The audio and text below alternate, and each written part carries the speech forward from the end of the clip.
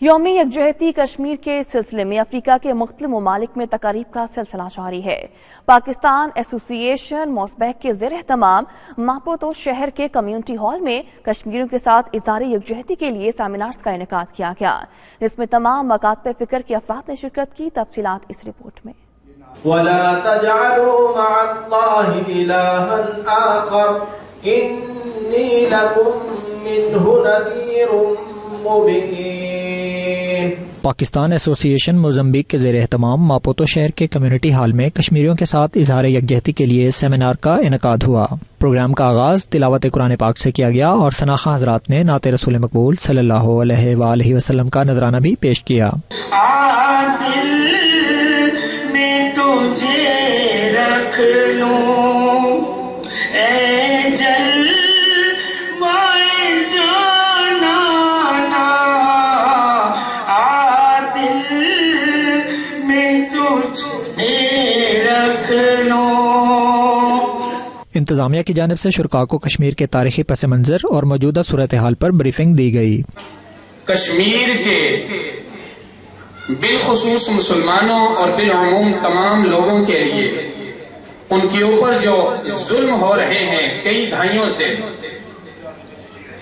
ان کے ساتھ اظہار یکجہتی کے لیے جمع ہوئے ہیں۔ مقررین نے کشمیر کی آزادی سے متعلق خطاب کرتے ہوئے اس مسئلے کو اقوام متحدہ کی قرارداد کے مطابق حل کرنے پر زور دیا اور حکومت پاکستان کی طرف سے کشمیر کے مسئلے کو عالمی سطح پر اٹھانے کے اقدامات کو سراہا۔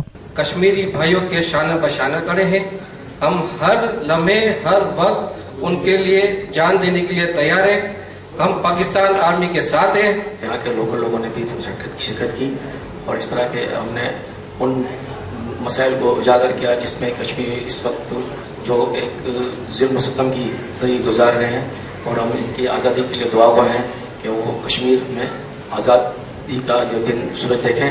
اور آج کی اس گلوبل ولیج میں کہ دنیا گلوبل ولیج بن چکی ہے، ہیومن رائٹس وائیولیشن زیادہ دیر تک نہیں چلیں گی، اور کشمیریوں نے اور ہم سب نے یہ ثابت کیا ہے کہ ڈے بائی ڈے جدوجہد آزادی میں نئی جان پڑی ہے، اور ہر آنے والے دن کے ساتھ تحریک مزید شدت کے ساتھ زور اختیار کر رہی ہے۔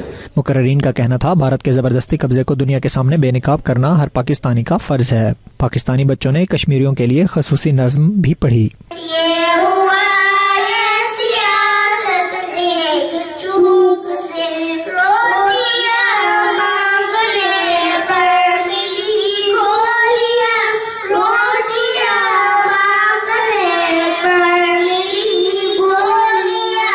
تقریب میں پاکستانی اور مقامی کمیونٹی کے درجنوں افراد شریک ہوئے، جبکہ آخر میں کشمیر کے مظلوم مسلمانوں اور شہداء کے درجات کی بلندی کے لیے خصوصی دعا بھی کی گئی۔